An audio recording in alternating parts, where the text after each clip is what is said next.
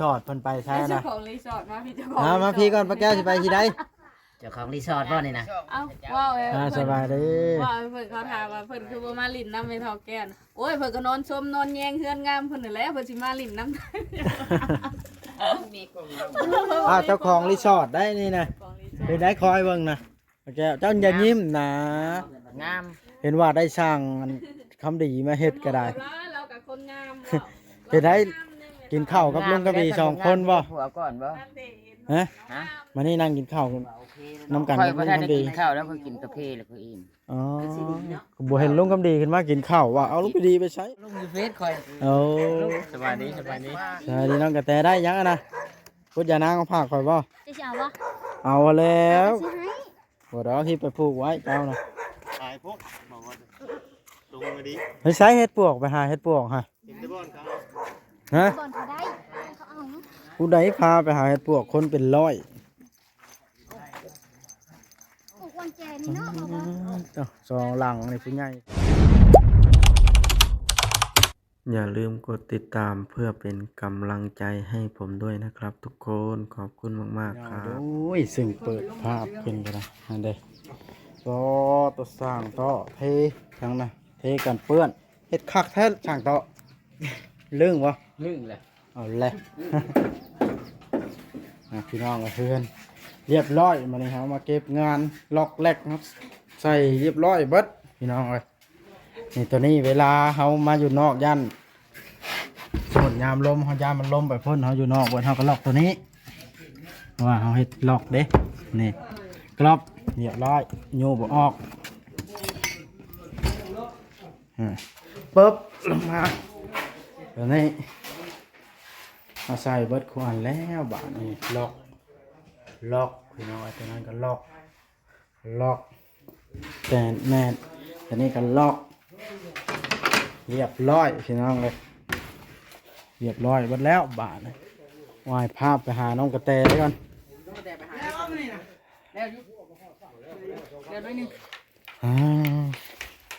เอาสบายดีป้าแก้วเรียบร้อยแล้วบาทนี่เป็นอะไร งาม คักบ่ คักไหน ฮะ แน่นหน้ากับคัก ฮ้อนค่อยหากระเฮ็ดแล้วกินนี่ บ่ฮ้อนได้ถูกถูกหา เอาสร้างนั่นก็แล้วคือกันสบายดีทางแปะอยู่ผู้เดียวบ่เดี๋ยวนี้อยู่ผู้เดียวบ่ ว่าร้อนเดียวหลายคนละ ในใช้คือบ่เห็น แม่คุณยางหลับกลับไปกับมัน โอ้ ทางนี้ได้ดันดึกแล้ววะนี่ เรียบร้อยทางนี้แฮงเต็ก เป็นไงกับตาเลยเด้อสักต่อเด้อเมื่อมีบุญมีสิ่งกะกินชิ้นเด้อหยอกเข้าปากกับเกิน ยังสีว่าห่างเวียงมานี่นะยังทาสีเนาะ ซื้อไปไหน สีเล็บประตูเลย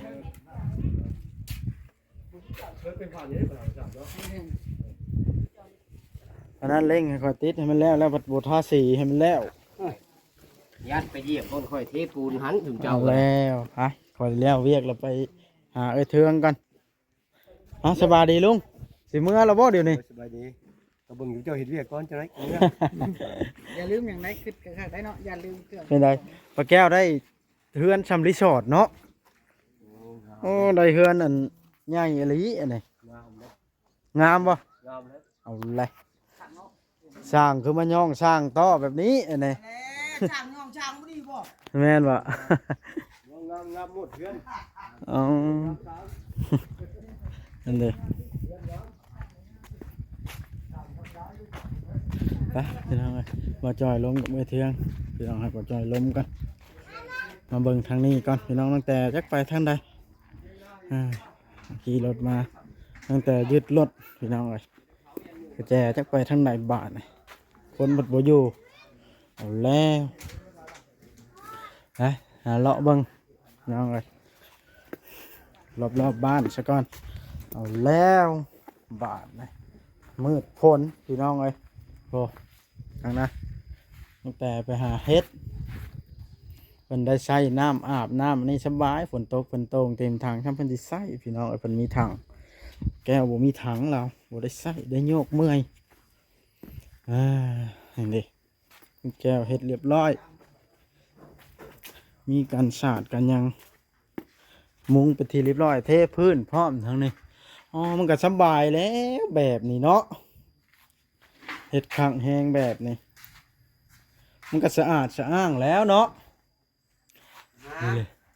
สะอาดสะอ้างนะ ใครปองเยี่ยมได้บ่สั่งแปะ ได้ลองมาเปิดดูเพิ่นบ่อยู่เนาะ เพิ่นบ่อยู่ เดี๋ยวสั่งเปิดได้เพิ่นบ่อยู่ บ่เปิด แต่ แล้ว ว่าเปิดลองแล้ว เรียบร้อยเนาะอ๋อต่อคือเฮ็ดคักแท้นี่เฮ็ดไดอันเขาสิบ่ให้อันนี้ เพิ่นให้ก็ให้เฮ็ดในยอมครับให้คัก แม่น เอา เล ให้ ย คักแล้วก็ให้ก็ให้เลย มันก็หรูหราโพดเนาะเทเบิ่งแหน่ กว้างขวางช่ำสิอยู่บาทนี่เนาะ ได้อยู่บ่ แม่นแต่เฮาบ่มีบุญช่ำนี้เนาะก็ชอบอันเพื่อนนี่โอ้อันนี้นะ เนาะบ่ เดี๋ยวพาป้าไว้ก่อนแล้ว เต็ จั ม ง ไว้อยู่น่ะเอา เอาแล้วเถื่อ เพิ่น น้องแต่เราอยากไว้ของเราเฮาก็เอาของเฮา ก็เพิ่น แล้วพันจุก ธรรมดาก็เขาดึงแล้วว่าดึงเอาคอยก็เก็บไปไว้จุดเก็บไปไว้จุดก็สิรู้จักเพิ่นได้ ของเวียงลุยกับสร้างต่อเทข้างเฮือนพี่น้องกันเปื้อน โอ้ยได้เด้อชื่อมัน เอาแล้วคือว่าแนวนั้นบาทนะ เงินน่ะชื่อมันนี่ ว่าจิตไปทางใดเดี๋ยวนี้คือเห็นแต่รถอันนี้ ไปหาเฮ็ดปวก ไปหาพวกกำลังแต่ แม่น เอาแหละพอแพทย์พร้อมบ่ฮะ บ่รอบ่าวยังบ่โตกัน ว่าแชท โอเค ก็บ่จิตสองคนบ่จอยบ่ได้ไปบ่เวียงก็ไปเนาะ เรียนกันไป เอาเบี้ยงไปบ่ อืม ซื้อน้ำมันใส่อันนั้นไทยอันนั้น ใส่รถไถปะโอ้ดูดน้ำ ดูน้ำมันจ้า อืมเริ่มหว่านแล้วก็ สิหวานมือ อย่างอื่นเนาะสร้างเวียงก็จากหว่านอยู่ลาวผัดอันนั้นเรายังคาบ่แล้วเวียกนั่นเด้ว่าสิมาเก็บงานก็ได้กันทาสีดำบานประตูแห้งสิเข้ากันเพื่อนแดงบานสีดำและขอบสีขาว ไปปวกคายก่อน เดี๋ยวให้พวกให้ใจมอง เอาเลยสามแปะฮะ โลละ ปวก แส คาย น บ้านโน้นเนี่ย แพงโพดค่อย โลได้ที่เขามาขายให้ ย่อมันแต่หัวปี200,000พุ่นแล้ว เดี๋ยวนี้ได้ เดี๋ยวนี้ประมาณ150,000 400 เส้นหาบ่ จำนั้นแหละ เส้น3บ่ได้บ่ เอ้ย คันวันนี้แลนมาชน ว่าเส้น3 จักข่อยก็บ่ได้เคยซื้อแต่หึงละ บ่ได้ปิ้งบัวข้าวอ่ะ แม่น ว่าเห็นเส้น3เขาจะมาส่งให้ โอ้เดี๋ยวข่อยสิถามเบิ่งเด้อ คันแสนชามแล้วเจ้าชื่ออยู่พุ่นโฮมมาแล้วแก้มาข่อยสิโทรไปเด้อ แกจะเป็นหนาแต่ โดย ใช้รถจักรเขาแล้วว่าเนี่ย เอา ได้รีได้บ่ได้ คำอันข่อยสิถามเบิ่งราคาพี่คำนั้นแพงแล้วข่อยสิโทรบอกเจ้าชื่อไว้อยู่พุ่นข่อยสิแล่นไปเอาเองเด้อ โอเค ทำธุรกิจหุ้นกัน คน ฮัดดูฮัดละได้ทุกเจ้านี่ อ้าวคนเนาะ แม่ ราคาละเชียร์นะกว่า พอชื่อโลนึงมีแต่บ่เกิน50ได้ อยู่พุ่นนะ โอ้ย โอ้เดี๋ยวข่อยสิเมื่อนี่สิถามเบิ่งบอกให้เจ้าเลาะซื้อไว้เด้ออยู่พุ่น พอสิแล่นไปเอา เด้อประเด็นตรงเช้าเด้เนาะ โอ้โดย เช้ามันก็ถึงละถึงละครึ่งโลน่ะ อืม ปวกมันดอกจูมันหนักอยู่แล้ว ต้องจูมได้อย่างชื่อบานในหักชายากเนาะ กระจุมแล้วเขาสิเอาทั้งหินทั้งยังใส่พ่อ เอาเลยจ้างแป๊ะนี่ ดู ไปเดินทางปลอดภัยยันผลห้ามทางเลยว่านไก่อย่าลืมได้ถ้าครับโทรศัพท์นะก็จะโทรบอก ดูไว้ดอก โตนึงหล่ะบ่คือจะต้อง โทรน้องใช้ละให้มีเฟซเรา 3มื้อรถ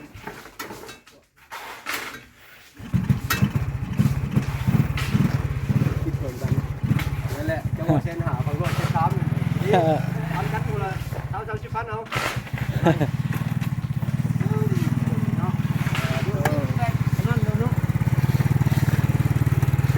ไปแล้วบาน ปากมัน ไป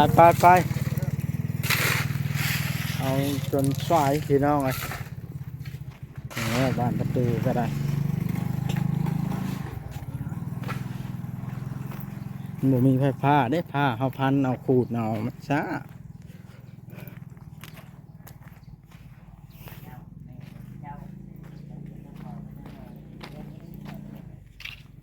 โอเคเราเป็นคนดี สบายดีบ่จ้อย สบายดี ตะเครื่อง ขายดี สาวเทืองเก่งดีเป็นทั้งพ่อทั้งแม่เจ้าว่าเราธรรมดาบ่เจ้าเห็นได้บ่บ่ แม่น เห็นได้ตอนเราอยู่เนาะ เก่งสู่โซนไป เรา เนาะ สู่ดีสู่ชีวิตมาแบบตัวคนเดียวหั่นนะ เป็นไร เรียน บ่ได้ ลูก ไปหาเฮ็ดบ่เจ้า ไปหมู่บ่ว่างมันไปกับหมู่ได้จ้ะ สบายดีกี่น้อยอ๋อ ไปกับหมู่ไปคนเดียวย่านบ่ ไปเรียนกับย่านอีกอย่าง อีเทือง โดน ลูกเจ้าเข้าโรงเรียนจักคนนะ แต่ก่อนนะเข้าเบิด3 คน เดี๋ยวนี้บ่ได้เข้าจักคน มีไปเข้าจักคน ปีสิมานี่ก็บ่ได้เข้าอีกนี่เนาะ ไม่ได้เข้า เพราะว่าเขาสิปิดเทอมแล้วเดือนเก้าไอ้ อีกอย่างกับผู้ใหญ่นะเพิ่นก็บ่เข้าแล้วอย่างอายแล้วน้อง ใหญ่น่ะเข้าแต่ค่าผู้นี้ไป นี่ ไปกับลูกเนาะหันเข้าเนาะ 3 คนนั่นเองคนนี้คนนี้แม่น อืม ได้อยู่ มันเป็นแน่ๆบ่เข้าย้อนบ่มีเงินนี่บ่เอ้ยเอา ย้อนเราลำบาก จังเป็นหยังเนาะทั้งชุดมิกซื้อเพิ่มซื้อจอเนาะ ลุงอยู่ห้องไม้เสือนะ ไปขึ้นไปนุ่งเสื้อของหันน้อย ทุกอย่างไอ้เนาะ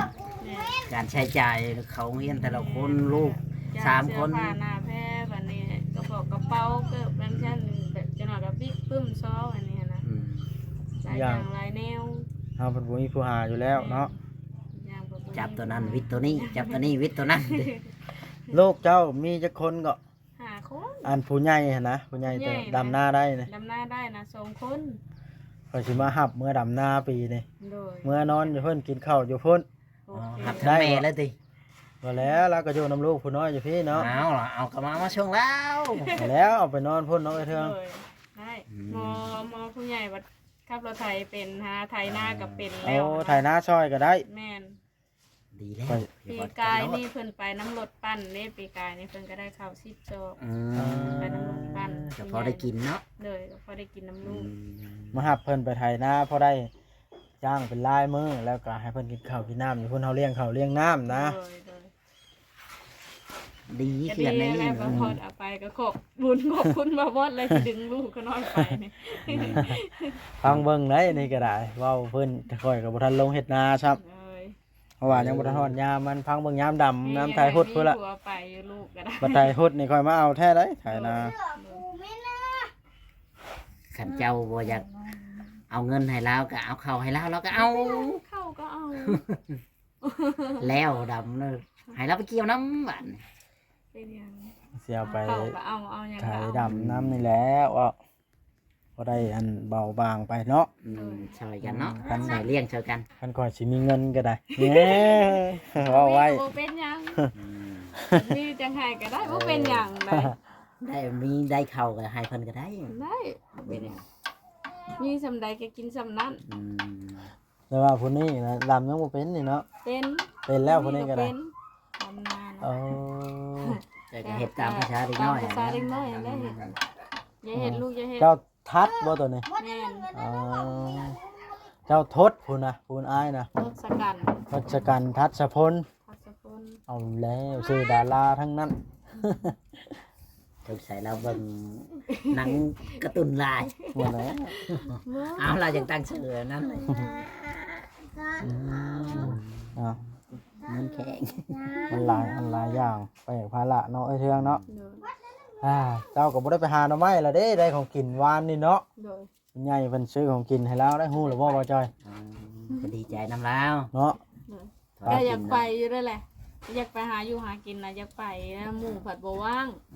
ก็อาศัยไปน้ำหมู่หั้นนะ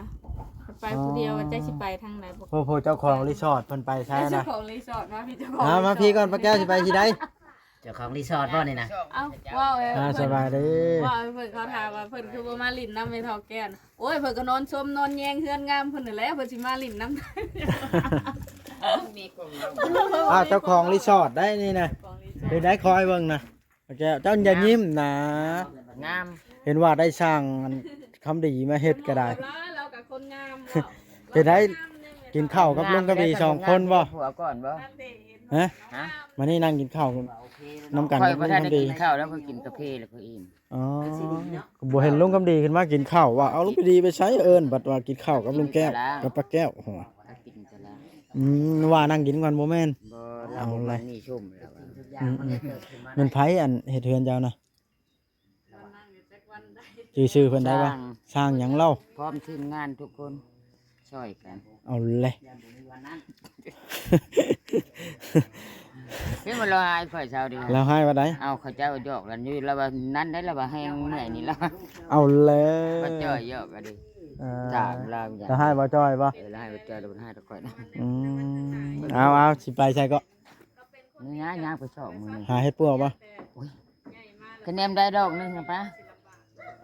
มันได้ใช้น้องแต่มาหาเฮ็ดปวกแล้วฮะ บ่จากแรกมีเงินไปเชื่อ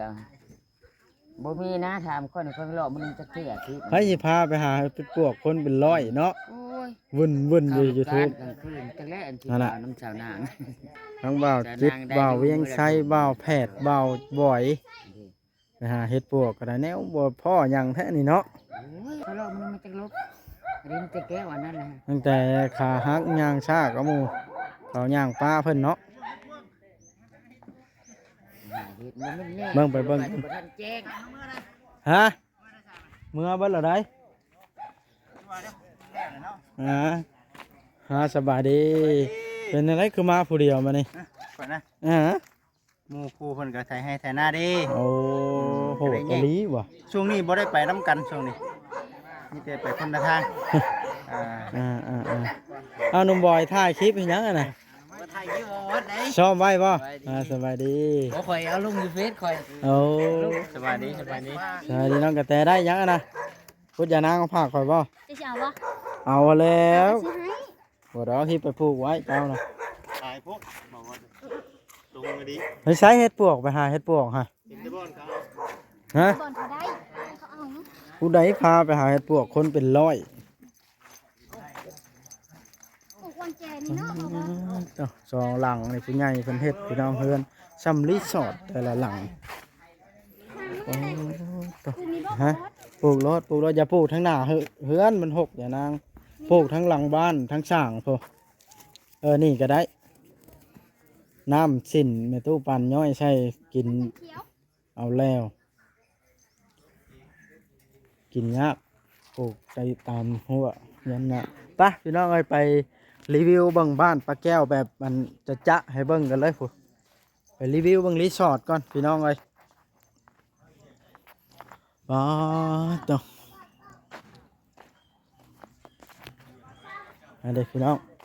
รีวิวเบิ่งรีสอร์ทอย่างเป็นทางการก่อนสร้างต่อเฮ็ด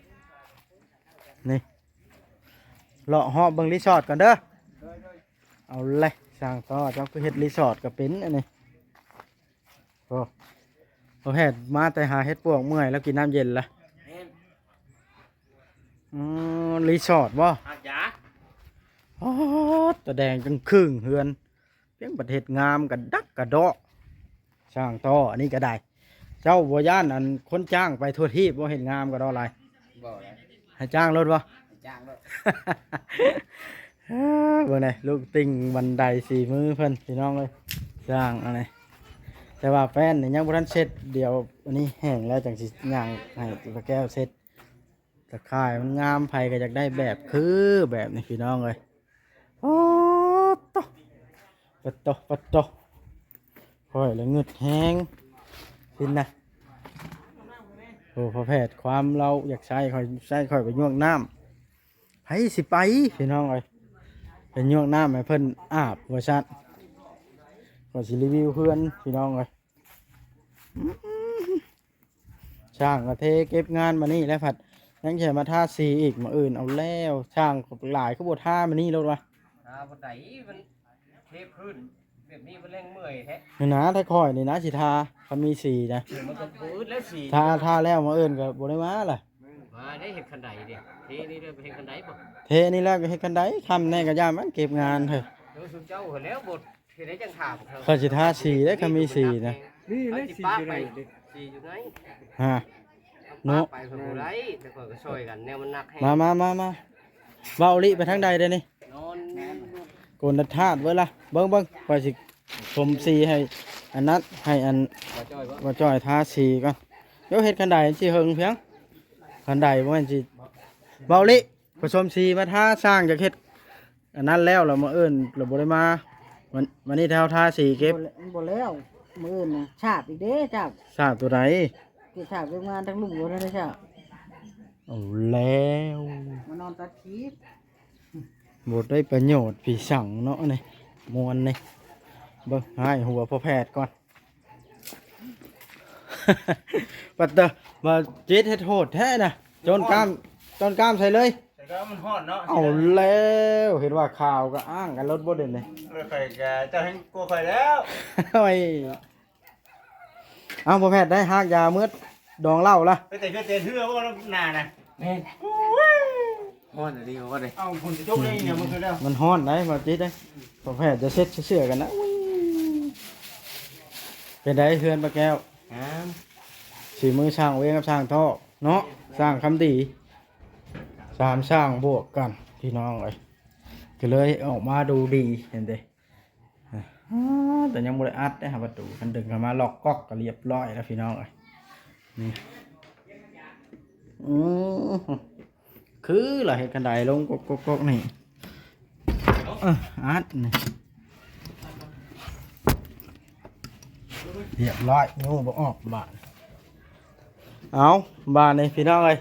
กระชั้นกับคลิปนี้ ทำมาเบ่งได้ ขอสิได้จบคลิปลงแล้วได้ เอาดู พาจบนะประวัติ หมดแล้วจบรถเนาะ สบายดี สบายดี